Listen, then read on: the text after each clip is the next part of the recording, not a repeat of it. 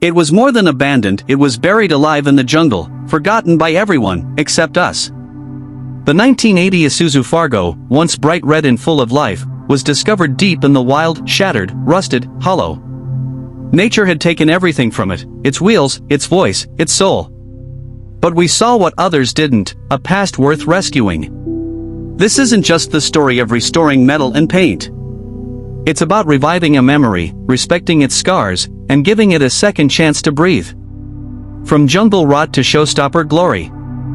This is the emotional resurrection of the 1980 Isuzu Fargo.